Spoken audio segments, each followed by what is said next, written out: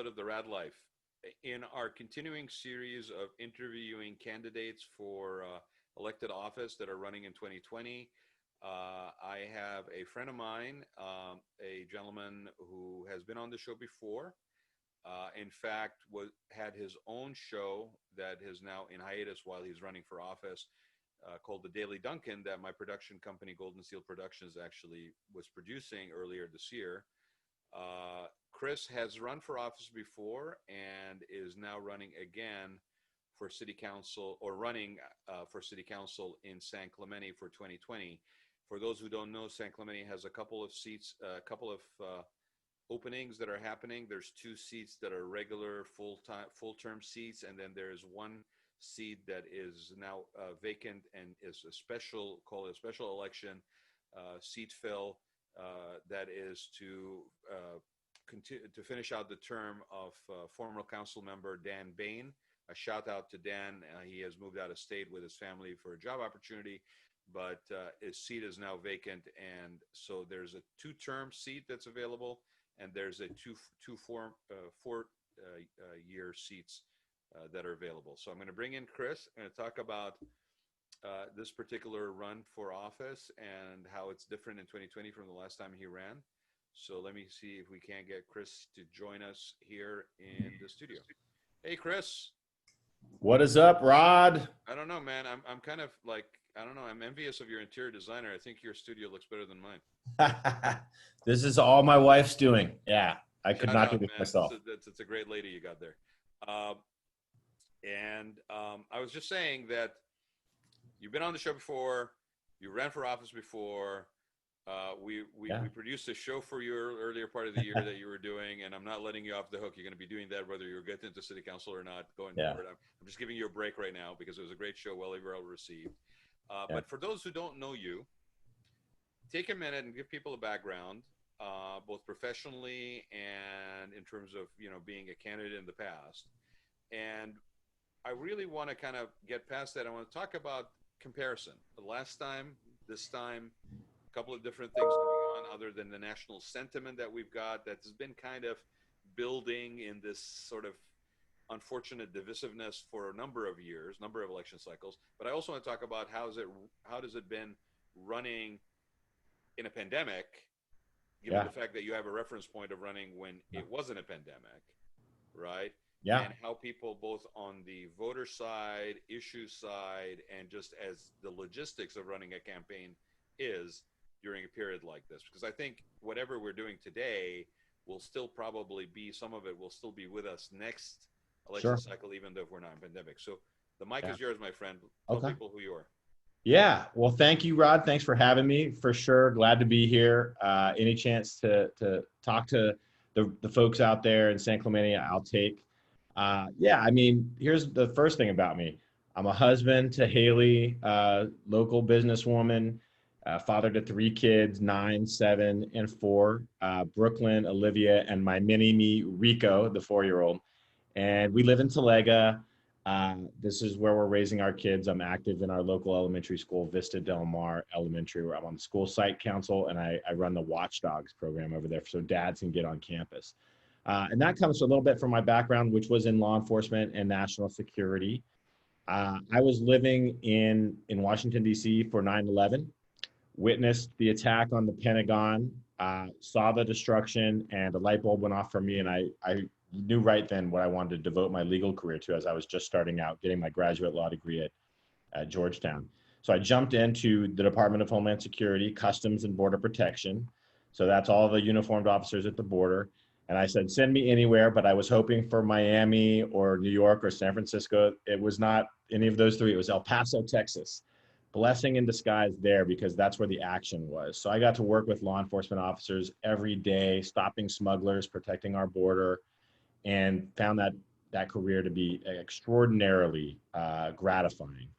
Got moved around to a lot of different duty stations all over the country, got to see how different places were run.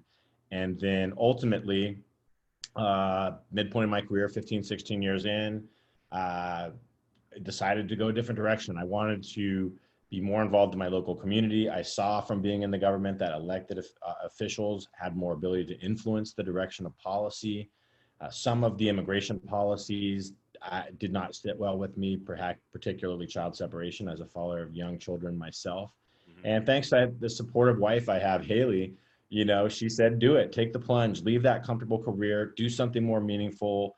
What do you want your gravestone to say, right? Do you want to say you really positively affected a lot of people in your community, or you were just a lawyer in the government? So it was a difficult decision because it was very secure, and I was worried about how I was going to take care of my family. But once I kind of flipped that switch, it all fell into place for me. I mean, I love running for office, so I like to say the first time we could move somewhere that the government wasn't, posting me somewhere in different duty posts, we chose San Clemente. So we've been here, settled in, own a home, so this is where we're going to raise our family. Mm-hmm. And I wanted right away though to be involved. And again, this was the beginning of election season, so I ran for the state assembly, really right when we got here, late to the game, but ran, I think, a pretty spirited campaign, as Mike Levin would say, and placed third out of fifth in the assembly race. That did not make it through the primary though, because only the top two go on, but learned a tremendous amount. We'll talk a little bit about how that campaign went. And it's obviously learning experience. You just get thrown out there. What year was that, Chris, for those who are not clear? That was the end of 2019. So last half of 2019 up to March of 2020. Seems like a lifetime ago, March, right? I mean, it seems like it was a decade ago, but up until March, when the primary was, that was all that election season. And then, you consider it a loss, right? Because you don't get through to the general. Licked the wounds a little bit there, did some soul searching. It's not easy to throw your whole life into a campaign and not be successful. But a lot of folks in the community, wide array of supporters, came to me and said, we'd really, really like you to think about the city council. And right about that time, Dan Bain, the mayor, left, opened a third spot up. And I thought, well, that's a sign, and decided to jump into the city council race. So around June of 2020, right in the middle of the pandemic, really. And as we were doing, I'm going to stop you for a minute, only because I want to I mentioned it a little bit in the intro, but I want you to take a minute and explain to people what is the situation in San Clemente right now relevant to the 2020 election for city council. Okay. I mentioned that there's 2 seats that are open that are one type, and 1 seat that's open that's another type. So sure. Take a minute and just tell people, because I think for people, especially in San Clemente, that may not be clear, you're looking at this and you're going, oh my gosh, there's I lost count of how many candidates are running for city council, but they're not all running for the same seat. Right. And I think I haven't seen a lot of clarification of that enough not to worry about the voter being confused when they're actually filling out their ballot, because it almost seems like there's 3 seats on city council that are open, and but they're not of equal weight, if you will. Yeah, so there's actually 2 separate places where you'll make a ballot choice for city council. The first is there's 2 open seats for full 4-year terms, and those were always going to be up. There's 5 city council members on the council. Every 2 years, either 2 seats come up or 3 seats come up for the full 4-year term. So I'm in that full 4-year term race with 2 open seats, and so you can select up to 2 people on that part of the ballot. And how many candidates are running for those 2 open seats? Total of 10, including myself. Okay. And you have, and there's an incumbent and a good crew of candidates. Then we mentioned Dan Bain. So Dan Bain leaving created an open spot on the council, and the way that the ordinances work around this for San Clemente is they wait until the next election, and then there's a special election to fulfill the remainder of that term. So he was about halfway through.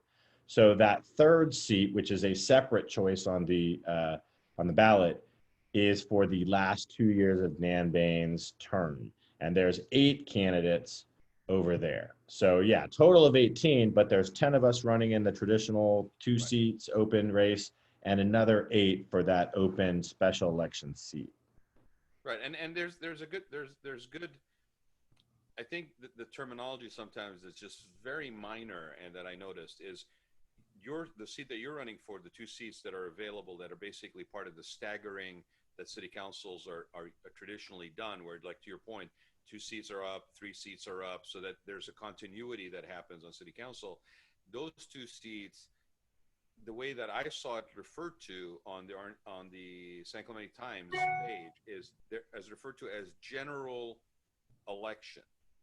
Yes. And then the one that was for Dan Baines, filling out Dan Baines, the rest of the term that Dan Baines' seat was being referred to as special election. So the reason I mentioned that is because people are looking at 18 candidates and they're thinking, I'm voting for 3 out of the 18 and they're all for the same seat. So I'm just bringing that up to people's attention just so that people are informed voters. You know me, I'm all about informing voters. So, all right. So how has it been for you? And I don't want to get into sort of the heated, controversial stuff per se. Let's start with you ran for assembly. It's a different kind of race. It's definitely more of a partisan versus nonpartisan, which is what city council is. And then, although in all honesty, I think everything these days is one level or other partisan, whether you like it or not. But how has it been running now, where you're not coming in at the 11th hour and trying to basically do a wider assembly? This is very focused, but at the same time, you don't have the traditional means of like debates and town hall meetings and gatherings and things like that. How has it been for you? Yeah, it's been a pretty easy transition, to be honest with you. I mean, I have to say, maybe it was from doing the Daily Duncan show that we'd been on, but also, frankly, I'll just fill you in here. I don't think there's any secret, but like I've been able to be home because of COVID, doing my regular legal job. I work at a law firm doing customs work. That's allowed me to run the campaign and be engaged, a lot more than I could if I had to commute all the time going up to LA. Right.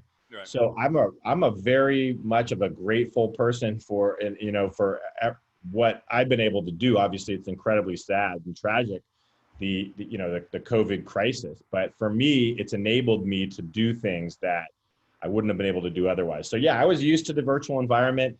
I'll say this, you can jump on Zoom after Zoom after Zoom and now be 5 places almost at once. Whereas before, when you had in-person meetings, you'd have to be running all around town. So I think it's enabled people to have a wider, more extended kind of universe of people that you can get in contact with. Well, I agree with you. I honestly believe it's a very tragic situation that we're dealing with as far as pandemic, and basically nobody has been spared, whether it's local or global. Nobody has been spared in one degree or the other. But I also do believe that, and I mentioned it on a show a minute ago or earlier today when I was interviewing somebody else, is that it actually allows us to have space between things.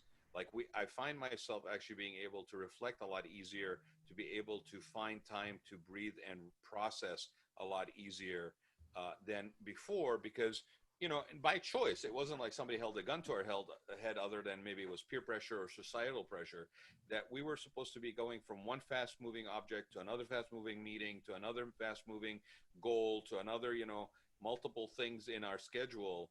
And now we're kind of forced to slow down, but I think it brings into question the fact that maybe we're having a little bit more quality time because of it.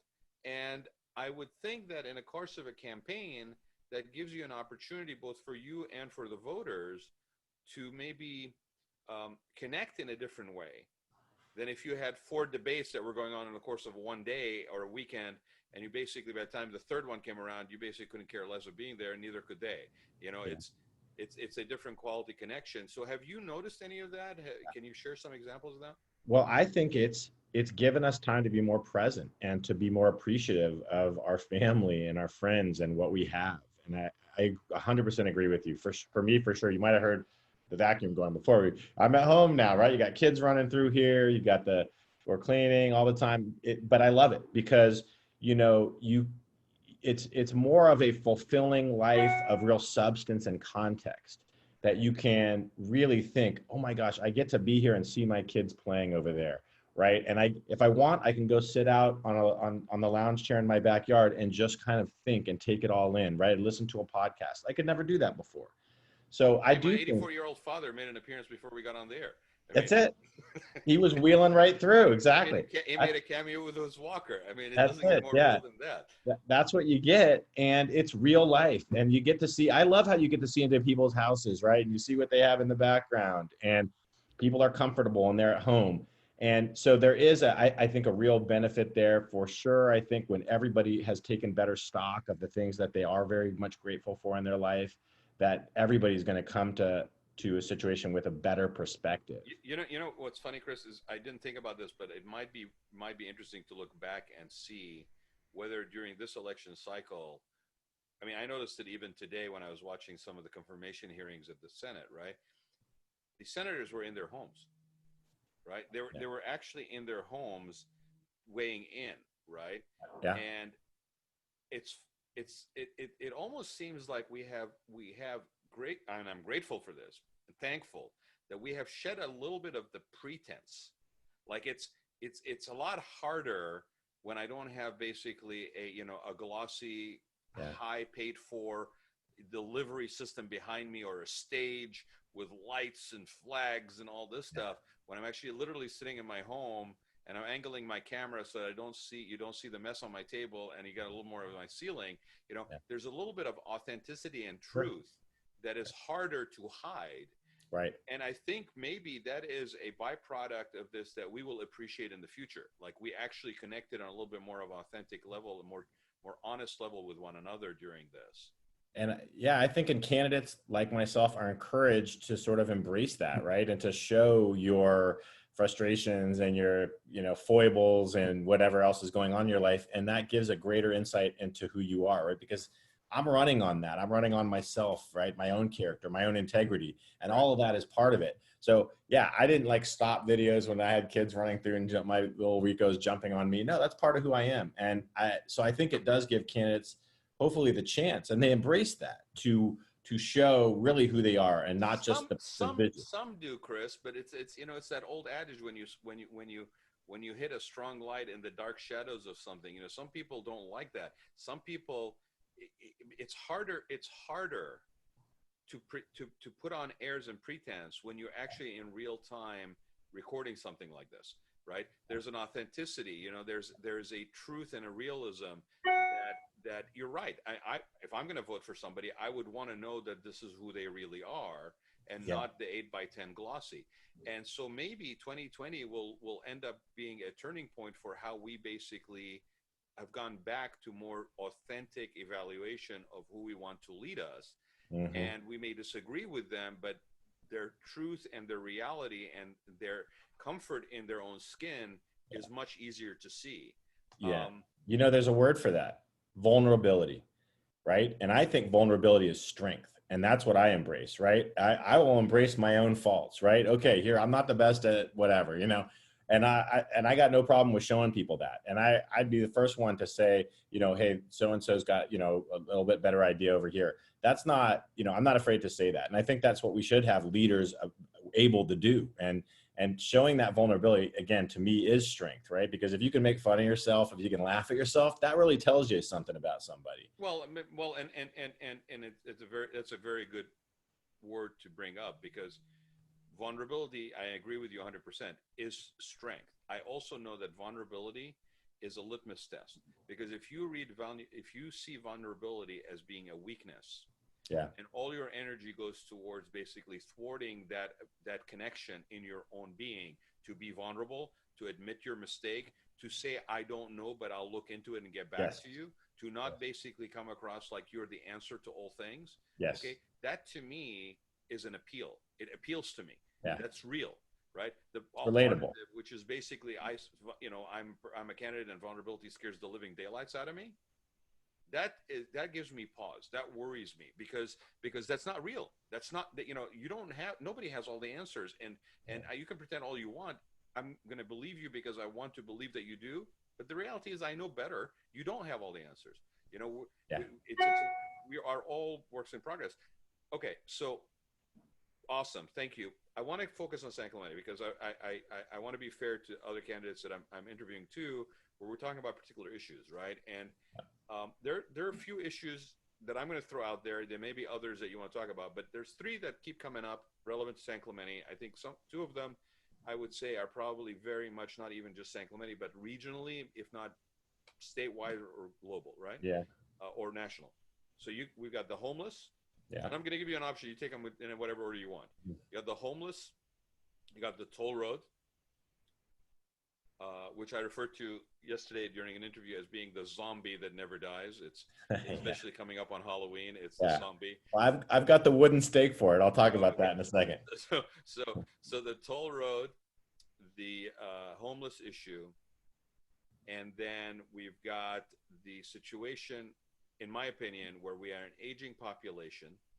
Yeah. We are a built-out community. We are that has a reality impact on economic engines. This is not new for you. You and I have talked about this before. The economic engines that we have considered in the past as being a sustainable way to basically provide for us as a community are not as effective as they used to be, and we need to be a little bit more out of the box thinking, right? Yeah. And then there's the hospital that is sort of very local, right? Yeah. So there may be others you want to talk about, but if you'll take a minute, just maybe address these, and then let's talk about some other stuff that you think is important. All right. Well, let me take the TCA or the toll road one first, just because I think that'll be the easiest to address. Okay.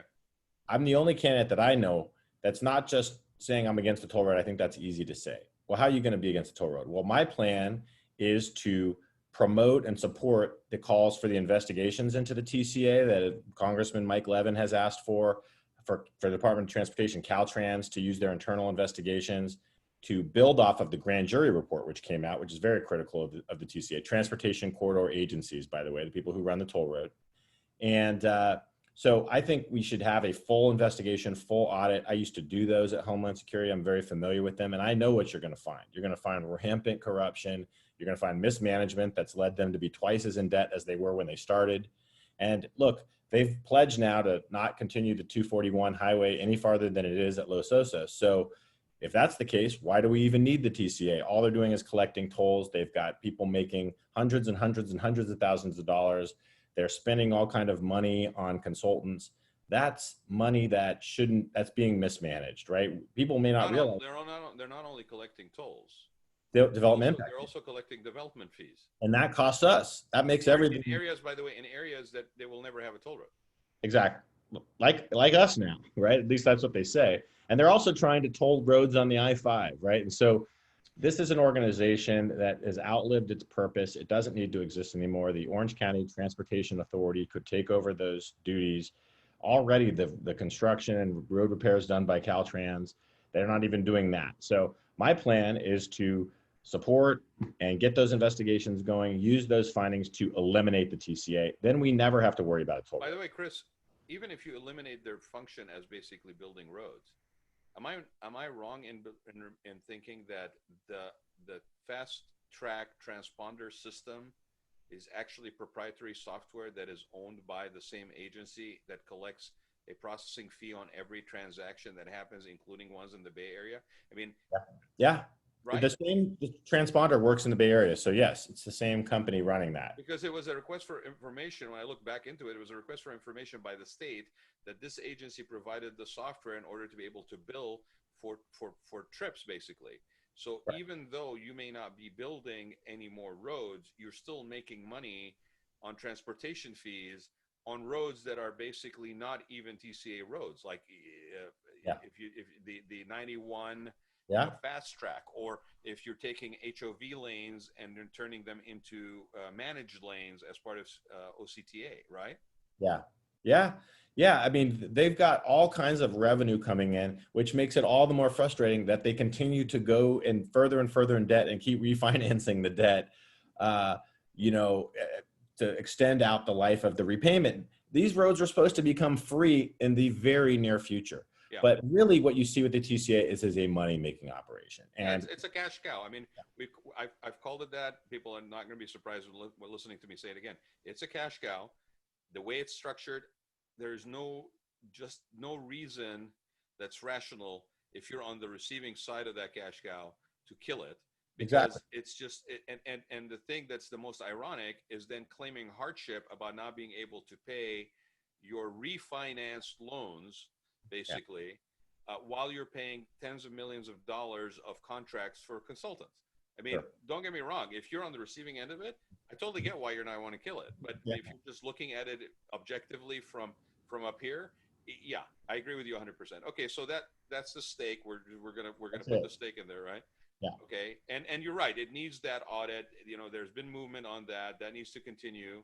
You have to have the evidence to support those decisions. Yeah. Well, it's taxpayer money. I mean, you know, it's people, and don't even get me started. I mean, the economic disparity, the you know, all that aspect of it. $21 one way on a 91 freeway to go to Big Bear. I mean, give me a break. Right. So what?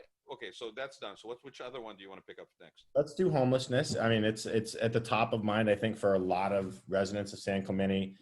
And what you see with homelessness is we've never had a plan. Like, it's been nibbling around the edges. It's hoping that charities or churches take care of it. Okay, let's force our deputies to police our way out of the problem. That's not help. That's not beneficial to them. That they're not well suited to solve our homeless problem. That's not their job. Yeah. And the problem has just continued to then get worse because there's no plan. So you have to have a plan. So the first thing is, okay, you know, what's the guiding principle of our plan? Well, the guiding principle, and I think the good people of San Clemente would agree, generally speaking, let's get these folks off the beaches, off the streets, and on the road towards eventually becoming self-sufficient, solving whatever problems they are, and becoming housed. And people can criticize me for that, but I think it's a righteous goal to want those vulnerable people in our community to ultimately have housing and be able to take care of themselves. They're not going to be able to do that from out on the street. They're going to need some housing. Now, it's not San Clemente's responsibility, though, to solve that whole problem. It's a region. Right. But you know what, Chris? Here's the thing. Yeah. And then this goes back to also another topic which I do want to touch on, which is affordable housing, right?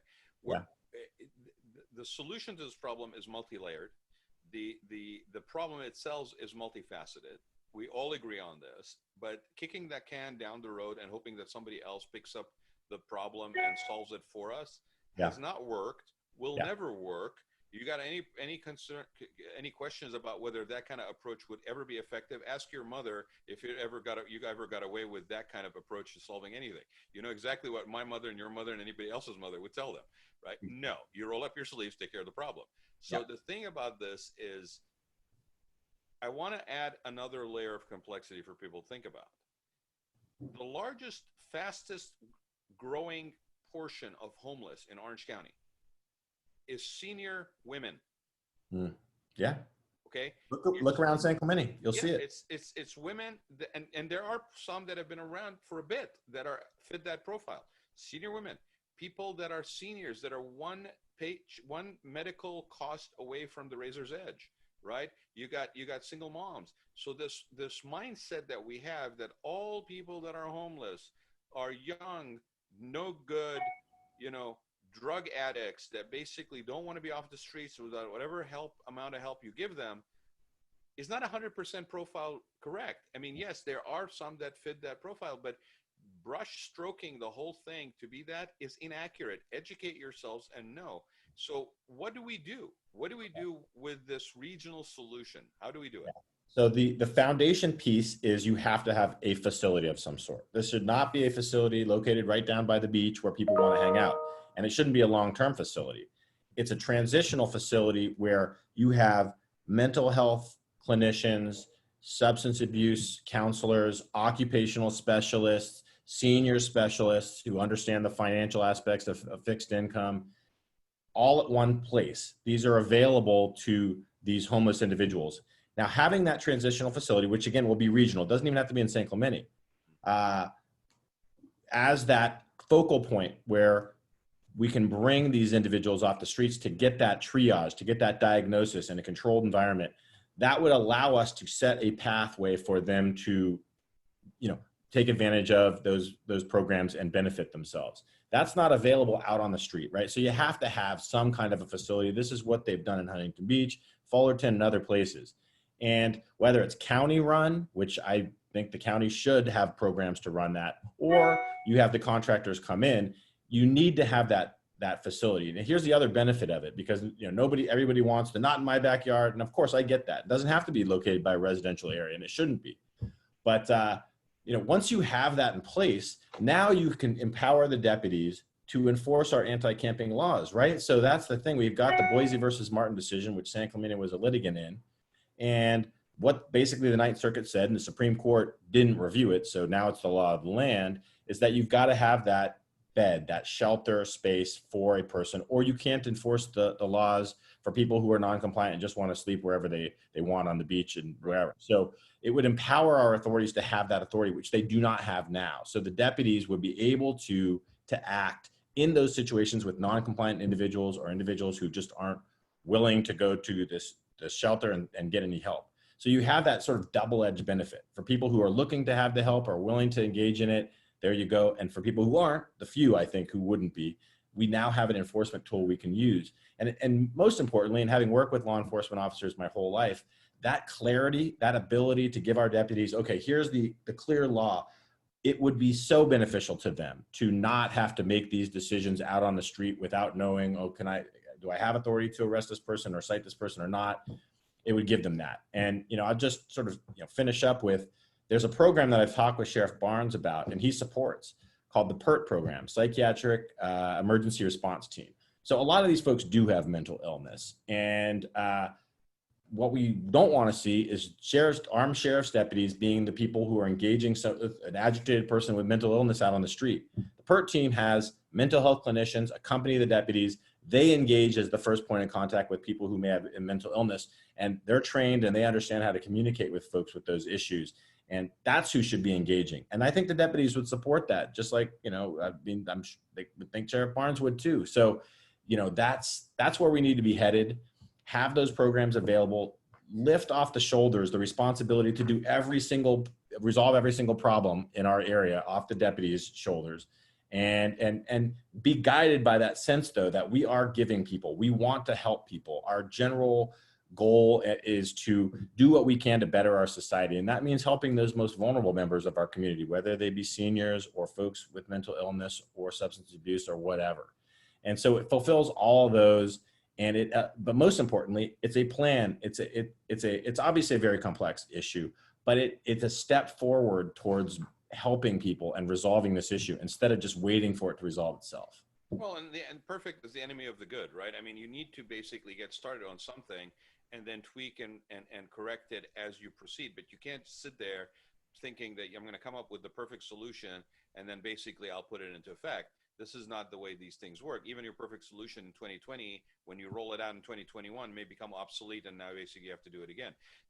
I will tell you something. It really reminds me, this is another issue which requires leadership versus an abdication of leadership. Yeah. It requires somebody to stand up and basically say, I am here to talk about this from a different perspective. Let's look at this from a different light, in a different filter. These are human beings. These are our neighbors. Now with the pandemic, with the loss of jobs, with the high unemployment rate, you're talking about people that 2 years ago, 1 year ago, maybe have been completely opposed to even doing anything because it wasn't them. Now you're maybe closer degrees of separation from somebody that that after this year that we've had is basically on a razor's edge from becoming that temporarily homeless person. The other thing I think that we need to be aware of is the language that we use, okay? I will tell you, you mentioned this program that you're talking about. Yeah. It's unfortunate that it's called PERP. Well, Pert. Oh, Pert. Okay.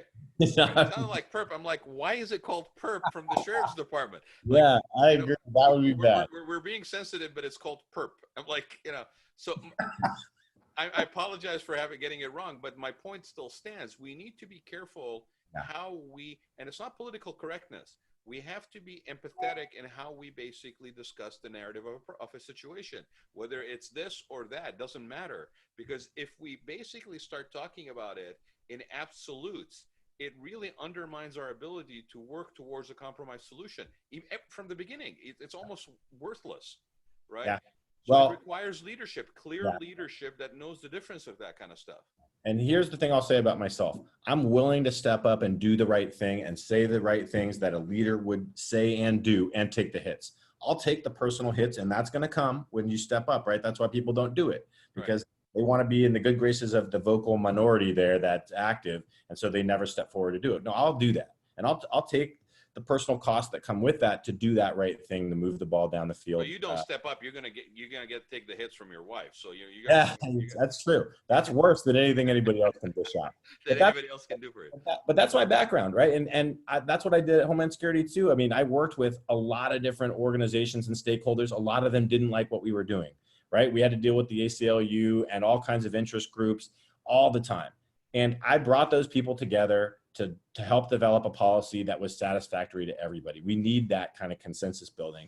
But the people that are leading that consensus building have to be people who are willing to step outside of the comfort zone and say what needs to be said and act with that good heart. And I haven't always seen that happening. And so I know that that's the type of person I am, and that's what I would bring to the city council. But I am willing to, I'm not going to stand so much on principle that I won't meet somebody in the middle. I'm willing to do that, right? And I'll keep the discussions with anybody on the council going and try to find those points of agreement. I think we have a lot more in common than we're led to believe, right? And let's focus in on those and not get so caught up in those issues where we disagree. And by the way, just a point on civility, it hasn't been the case that the council's been civil, right? We need people with good integrity, civility, decency, who are willing to talk to each other, even when you disagree, and keep it productive and good natured. And we haven't seen that. And that's been disappointing. And I'm very hopeful that we'll see a change when we get the new folks on campus. Part of the issue, Chris, is that I think it's unfortunate, but people forget that your primary responsibility when you get elected to office is to serve and do the job that you were elected to, not to start basically running for re-election. Yeah. That is getting reelected is the reward you get for doing your job. That's how it's supposed to be. Not where you basically get in the seat and now all you need to do is basically hold on to that seat. Okay. Right. I mean, if you do your job, you shouldn't have a problem holding on to the seat, right? Yeah, exactly. If you do the job, then you shouldn't be putting all this friggin' energy. And if you're putting all that energy into basically trying to hold on to the seat, then how much energy do you have left to actually do the job that you were elected for? Right. Don't be carrying the water for the people who got you there, right? Like, get the job done, find consensus, build agreement, and start getting things done for the city. That's what I'll do on the council. And I think people are looking for that. So with that being said, and it's a little bit going to be a little bit from left field because I didn't tell you about this before. I'm just curious. The gotcha question. You know me, right? So for just since we're on this, how do you feel about term limits? Yeah, I support them. Yeah, I mean, and that's on the ballot. I think it's a good idea. I think we should have a requirement to get some new blood and new thinking in there periodically. A lot of times, people just kind of, again, continue to just get reelected based with the same sort of base of voters.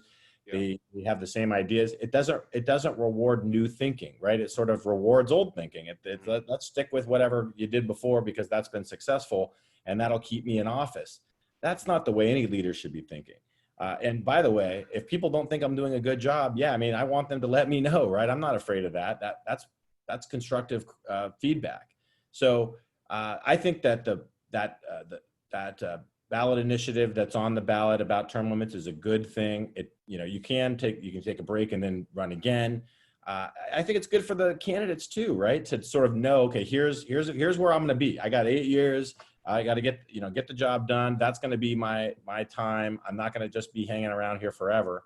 So I think that's a good idea in all kinds of different contexts. Well, and if you feel good, if you feel passionate about a particular cause, then it says here's your period that you have in order to achieve it.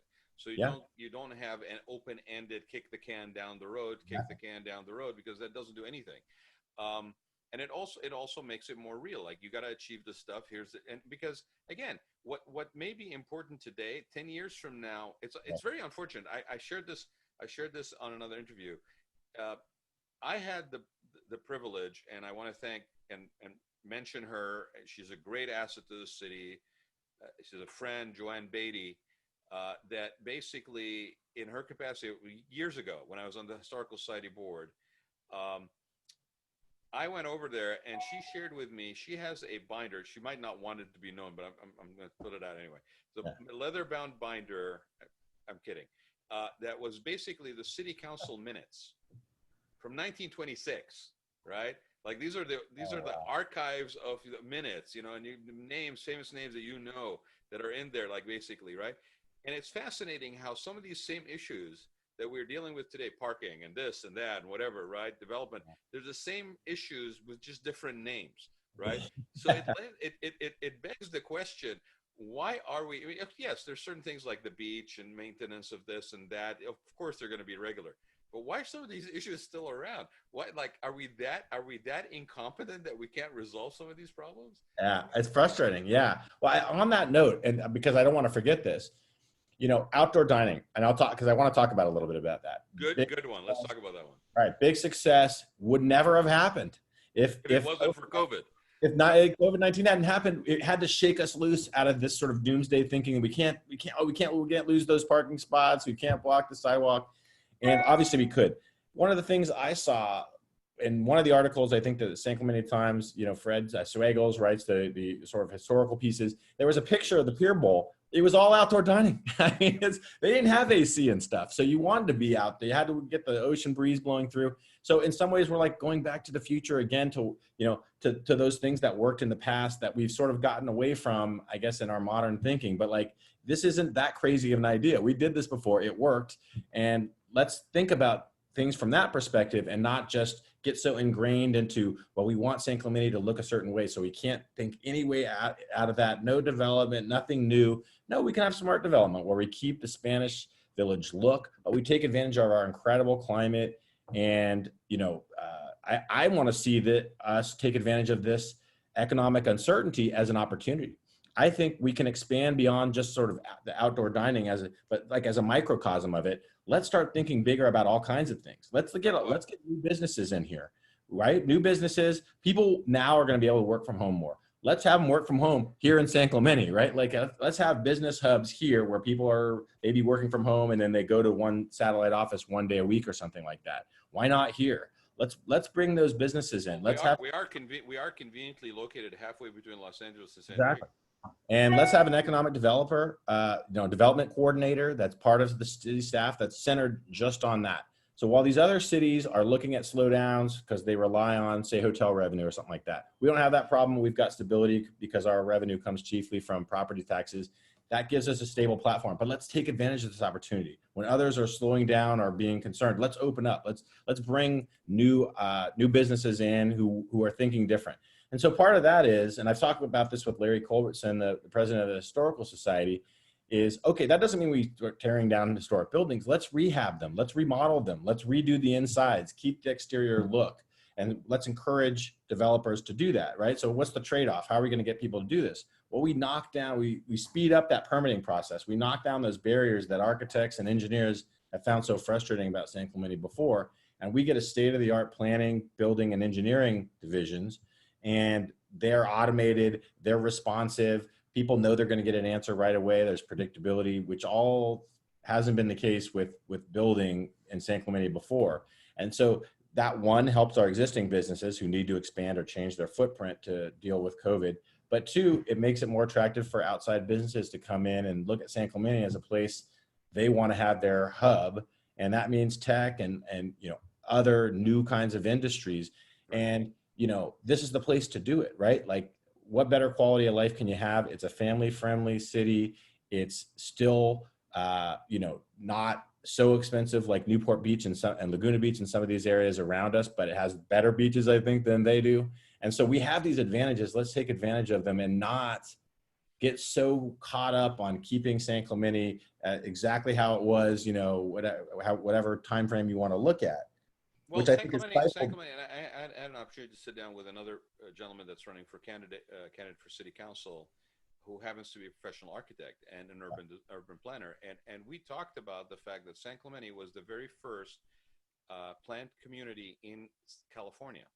Like, there was other ones in different states, but San Clemente was a planned community. It was a development. It was it was based on a experiential promise, right? That's why we have outdoor spaces. That's why the beach was dedicated and deeded to the city by Ollie Hansen. Yeah. The municipal golf course, you know, the North Beach is an entertainment zone. You name it. The pier, the fishing, you know, used to be a fishing pier. The hotel was the first building that got built for people to stay in, so they can be looking over from the roof to their lots as they were being built. I mean, it was not an organic, you know, like somebody pitched a tent and then other tents came around, like a Western town that grew. It was actually a planned community. And I will tell you, as a person who sat on the board for 15 years at San Clemente Historical Society, we as a community have been very negligent in leveraging our real gold that we have, that has a direct link to our quality of life. Okay, we are a destination. As much as we try to shake that away and shut the stores down when we have a fiesta on Del Mar and fight it tooth and nail, we are a destination. People come from New Zealand to friggin' surf San Clemente. Okay, I mean, it's not even a local destination; it's an international destination. We don't have a officer at the city or an effort that is strategically worked from the city side of things that promotes tourism in San Clemente, that promotes business incubation that is lightweight industrial, sensitive to our quality of life. I'm not saying we're going to build a friggin' factory down the street, but there's a lot of things, because of technology, because of how we conduct business these days, because of the ability to remotely work, that we can bring an economic engine, multiple economic engines into San Clemente that are not dependent on tear down and build massive real estate developments, because that economic engine is not viable anymore in a built-out community, in a community where a lot of the residents are basically holding onto their homes until later in life, where property values are not increasing based on market value, regardless of what happens maybe now with the situation with the you know the measures on the ballot. Although that measure that speaks to that is not supposed to impact residential, right? So we've got a depreciation in take from property taxes, from retail taxes. Retail is completely changed. We have all this commercial space that is, whether it's historical or otherwise, that is really ripe for adaptive reuse. Sure. Right? And the only limitation really is our imagination. I mean, why don't we have an incubation? Why are we not trying to keep the youth of San Clemente in town with a great idea? The locker you know, skateboard. The guy that basically came up with the scorch pen, right? You know, that basically revolutionized how you basically write on wood, right? Those are local guys that came out of this area. And if there was an incubator that would champion them, you know, the Shecklers of the world, all this stuff, and really genuinely embrace them as future leaders, we would both financially gain, and more importantly, we would be basically keeping in our communities those who genuinely have a direct DNA connection to the well-being of the community. Yeah. So let's build that up as part of the culture of San Clemente, right? Like, let's have that as part of the identity. Why are we sort of hiding that or running away from it or not emphasizing it? By the way, we historically have done that with something called the surf culture. Exactly. But just with the surf culture. Yeah, but we should build on that and have it be broader. And this is the exact place for incubation to happen. But I am worried as a father of young kids that my kids aren't going to be able to afford to live here, right? And it's an aging town, and we're going to have brain drain if we can't keep our They're never leaving home, Chris. They're going to be with you until they're 40. They may be. I tell you what, that's the one thing about this being close to your kids, which is wonderful. But like the distance learning, I know for parents, it's like sometimes we want a little more distance from our kids, you know. But you know, that's one of the things that we've had to deal with. But no, I look forward to the day when they start their own careers. But I would love to think that they would be able to come back from college, say, and settle into San Clemente. And I don't know if I see that right now. We need to make sure we are preparing ourselves for that younger generation to come back. And so we need to take steps to rethink our affordable housing situation. And part of that is the same kind of thinking that you're talking about. It's our only imagination. We have the structures there. We don't need to be tearing everything down and building monstrosities. Right. We couldn't do that. And we certainly shouldn't touch North Beach or the Pier Bowl. Those are historic areas that are the very fabric of San Clemente. But there's all kinds of areas along El Camino where we could be thinking, well, this could be a lofts, the studio units, right, in a redeveloped building that's rehab, but looks. Los Molinos is a perfect example that's primed for work, live. Especially if there's incentivization for business and basically the city gets in behind that. And I'm sure there's a lot of people in town that have come from corporate success that would basically be a resource available for the city to tap into to help with those incubations. You know, why isn't the former theater on Los Mares a business incubation that is basically run by the city? I mean, it's just sitting vacant. Right. And if you're basically going to think at some point we're going to go back to the same business model of occupying that space, it's not ever going to be a theater again. There's one opening up at the outlets. That's more modern, more updated. We've got massive real estate that is not being basically championed. And this is again, it goes back to that leadership. Okay. You need to have leadership that's willing to step up. And even though it may be controversial or, dare I say, difficult, right? Actually step up, roll its sleeve, and say, we're going to do this different, and here's what we could benefit from it, and we're going to learn along the way how to perfect it. Right. And you provide that direction to the staff. The staff, city staff's looking for that, right? They're looking for that leadership, looking for that direction. We do need to get a city manager in who has a similar vision, right, for that. That's a key first thing, I think, when we get on council. Get that city manager in who's an outside the box thinker, but brings that business experience or that financial experience to the table. And yeah, I mean, I think infrastructure is a big part of my platform too. Speaking of vacant lots or abandoned buildings, what about those vacant lots when you get off the freeway? I mean, that's just terrible. How did we let this happen where the first thing you see when you get into San Clemente is an empty old gas station lot?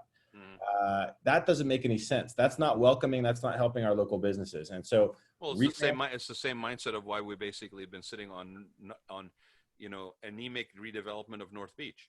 Exactly. Right? I mean, the solution that is currently being undertaken at the Miramar Theater, I will tell you from personal experience, 15 years ago when I joined the Historical Society, I did a Celebrate the Miramar event at Talega instead of a Save the Miramar. And we had the same economic incentives that could basically make that a viable option. It has taken over 15 years for that thing to come to fruition. We as a community could have been benefiting both on the economic side, the tax-based side, the enjoyment and experiential side, and the draw side for at least half that period, 7 years. We could have been basically benefiting from it. Instead, we've basically been talking about plight and this and that and proposing projects that would never see the light of day, from everything from coastals weighing in to the community embracing it. And the only thing that was lacking was the leadership to say, this is what we want, right, and this is how we can get it done. Now come partner with us and let's do it. Yeah. And I mean, that's what I like. That's what I like to see. That's what I'll bring to the table, because I'm not scared to say those things. But that's a great example. Now we at least have that, right? Like we can say, okay, here's what we could be. Let's embrace our role and position as a destination. Let's not run away from it. Let's put an arch over El Camino when you're coming in from Capo Beach, so you know you're in North Beach, right? You know you're going into San Clemente, and it's welcoming. That generates business for all our local businesses, not just the ones that are in the tourism industry or or restaurants. All of that. I agree with you on the fact that there needs to be a gateway entrance. I don't think the arch is a San Clemente thing, but that's just that's where we sit down and talk about it, because if everybody has an arch, you know me, if everybody has an arch, I want something more unique. But the thing about it is true. We need to have a welcome gateway. That happens. I was averse to the fact that why should North Beach be the first place that we basically do a historical district when the downtown is already a historical district in everything but name and recognition. But then I said, okay, fine. That's okay. We've got less property owners in North Beach. We have more opportunity. Let's do that. And I think it will basically, become a snowball and will affect an area like the Pier Bowl and downtown. But we have to compromise. We have to find ways to make these things happen versus sit 20 years later and basically, the kid that was, in a stroller when we first started talking about it is now basically is saying goodbye because they can't afford to be in San Clemente, let alone enjoy what we were talking about. Right. I mean, Courtney's Sandcastle was one of those examples. Courtney's Sandcastle had been discussed for so long that when Courtney when it first started, Courtney was like in middle school. And by the time it actually came to fruition, Courtney was ready to go to college. Yeah. Okay. There's something wrong with that. Right. Well, what you see in San Clemente is you really see two different groups, right? You see the sort of the group that doesn't want any change, and then you see a super development group. Well, I envision myself as a bridge between those because I see the benefits of both, right? And so we have to have development. It has to be smart development. The worst thing we could do is do something to make San Clemente look like any other city in Orange County and lose that character. But at the same time, that doesn't mean we just put up a stop sign every time there's a new idea because it doesn't fit exactly perfectly in. Sensitive and responsible has always been the way to go about development. 5-story building on top of where the movie theater Miramar is was never going to fly. Okay, Yeah. three stories of underground parking where the Miramar is in a water table thing was never going to fly. That was a waste of time to even discuss it. An adaptive reuse and enhancement of a performing arts center, which we don't have even for the high school, that always had merits, and it had merits 15 years ago, and it's now basically coming to fruition. We should basically, to your point of expediting the process, part of expediting the process is actually talking about things that actually are sensitive and responsible. Yeah. Right. Anyway, so let's talk about another one. What about the hospital? Yeah, I was just talking to a firefighter supporter. By the way, firefighters endorsed the campaign. Really happy about that as I work with first responders and Homeland Security. So that I was really happy to get that. But I was talking with a firefighter this morning, longtime resident, and they see it at the ground level, these emergency situations. And so, and by the way, this guy his mom had worked at the hospital, grew up going to the hospital. So it was part of his sort of family experience. Yeah. His life. And he thought it was a tragedy that we don't have a hospital, right? Because it's just so far to get to Saddleback. We're at the end, we're at the bottom end of Orange County. He expressed a lot of concern for emergency situations, earthquake, terrorist attack on Songs, San Onofre Nuclear Generating Station. Yeah. And we have no way out but the 5, right? And so we're in this difficult situation. We don't have a lot of surrounding areas for, that provide that kind of medical treatment. So he really, but he understands the financial aspects of the hospital may just not work for the city. We can't make it happen, right? Eventually, it's really the bidding process, and a hospital group has to come in and be willing to put the money in. Now, we should do everything we can to make it as hospitable, welcoming, get some skin in the game from the city as well. I do think we need to do more there to make it, to entice. With Palomar basically is the only bidder right now, but some hospital group to come in and put the hospital there. But it's more likely that what we're going to really need to get is that hybrid system, right? So like a facility that has some emergency room operations. He envisioned it as a place when there is that inevitable emergency, that's where everybody's going. That's where the helicopter can land. That's where all of the off-duty doctors and firefighters that work in other areas but aren't going to be able to get to them, they're going to volunteer and they're all going to come in. And so we can do that. And that is maybe a more financially viable option than a full-fledged hospital. But I think we need to understand it's not sustainable to have our nearest hospital 45 minutes away by ambulance ride even. That's good. That's too long for our older populations or people with medical. You got an 84-year-old father that basically is, that those 2 extra minutes or whatever are a matter of life and death. Absolutely agree with you 100%. So would you be in support if we can't make the current site of the hospital, okay, whether through rezoning, and I know we're getting sued on that and all that stuff, and I think we had a little win on that side of things. But if that doesn't work out, and you're on city council, would you be in support of actually zoning another area for a potential future site of something like that? Because again, the driving reason is that we as a community of over 60,000 people really should have one like that. And to be honest, going back to what we were just talking about, where we are leveraging what is great about San Clemente and unique about San Clemente to draw people in.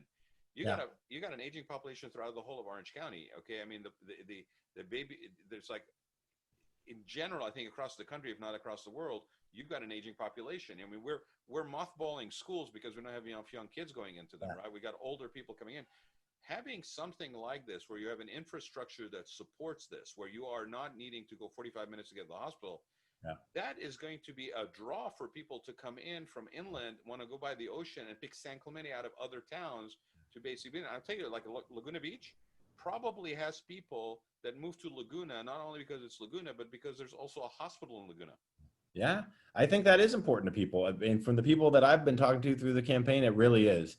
And so, whether it's rezone different location or, there is zoning already at the outlets for a, whatever you want to call it, a super urgent care facility. And I don't know if that would fulfill the bill, but the outlet location is very central to the city, easy to get to for most people. So that's something to think about. Oh, for sure. Access, probably helicopter landing. Exactly. I mean, yes, absolutely. Yeah, it's wide open for all of that. So maybe that's a kind of a place that it would work. I think that's how we need to think. Getting so caught up in, okay, we need to have the hospital. It has to be exactly where the hospital was before. That shouldn't be the starting point, I mean, I think we need to think bigger than that, because even if we had a hospital decide to start up tomorrow, it would be a significant amount of time before they got that hospital up and running again, even with the existing, structure. They have to get all kinds of new permits and everything. So it's not like a turnkey operation is going to happen there anyway. So we're looking at something that's going to be a little ways out. Why not change the focus from, okay, who's going to come in and and get the hospital going again at that exact same location, to forget location. Let's not think about that. Let's have a vision for what we want. What's going to fit the bill? What's going to prevent that lingering concern that people have that there's no hospital? What's going to entice them to want to come to San Clemente because there is a medical facility that's going to be available to them? Let's get that in our mind first. Then we'll figure out where to go, because there are places we could locate it in San Clemente other than that existing hospital location, for sure. Okay, Chris, so before we wrap up here, what else do you feel is important for people to that needs addressing maybe in San Clemente, or that you are hoping to bring to City Council? We tend to talk sometimes when we do these about crises and issues and things that need to be addressed and so forth, and we forget sometimes that equally important from a sustainability perspective is inspiration. Like, what is it that we are hoping for that's beyond just basically damage control or just, taking care of issues that we are facing?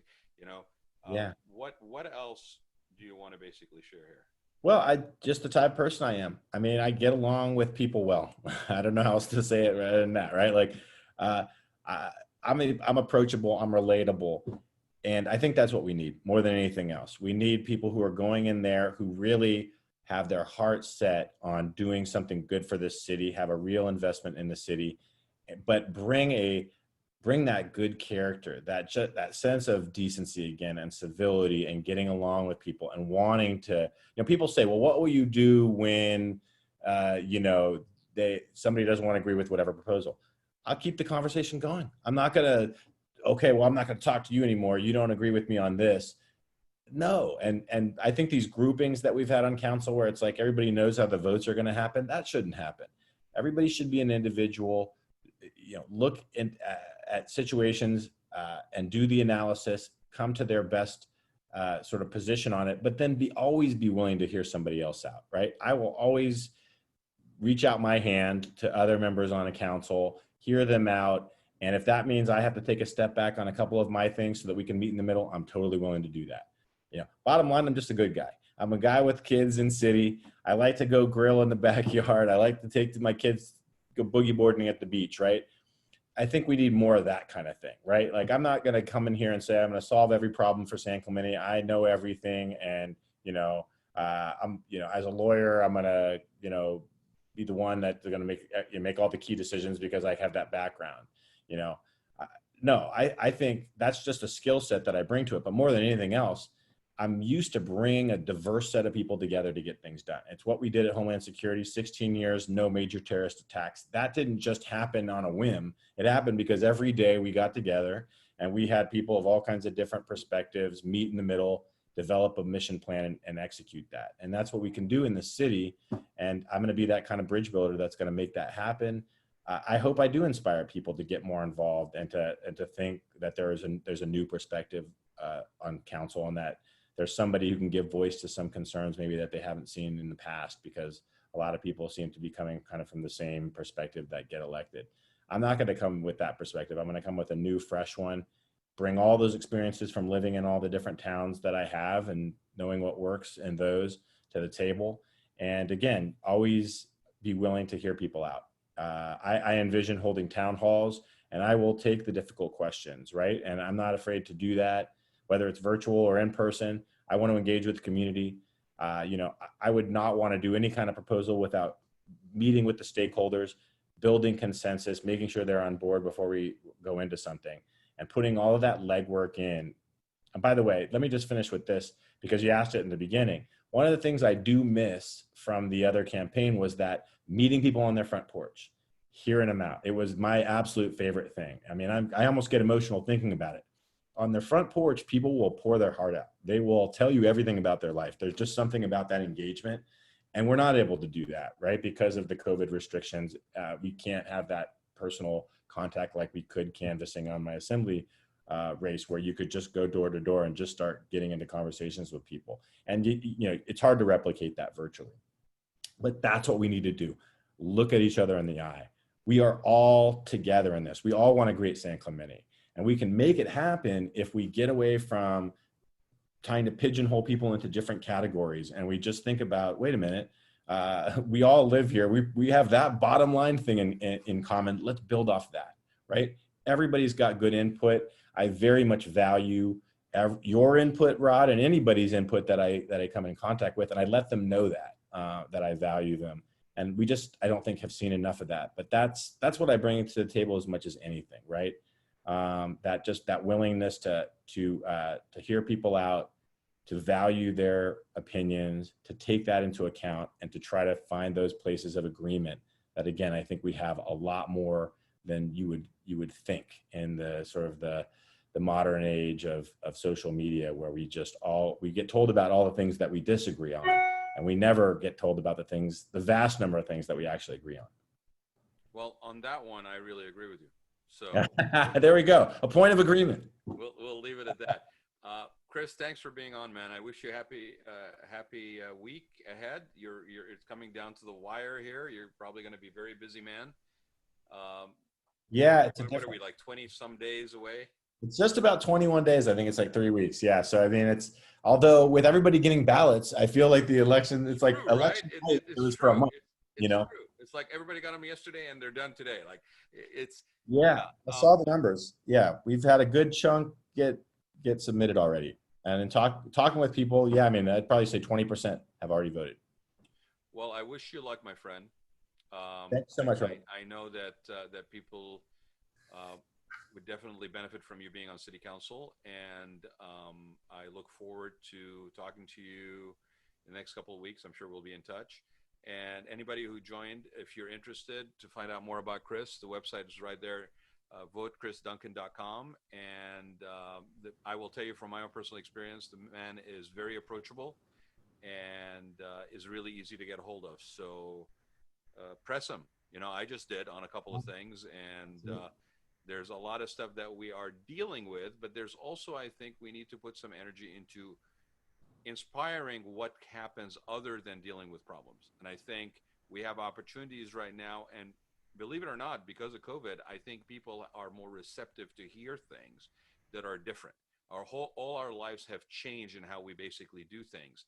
And so if we just stick with that energy for a minute longer, okay, and talk about other things that we could be doing, it's no disrespect to San Clemente or even our way of life, and people who know me very well, and I will fight tooth and nail to protect and save what I feel to be very, very unique about this town.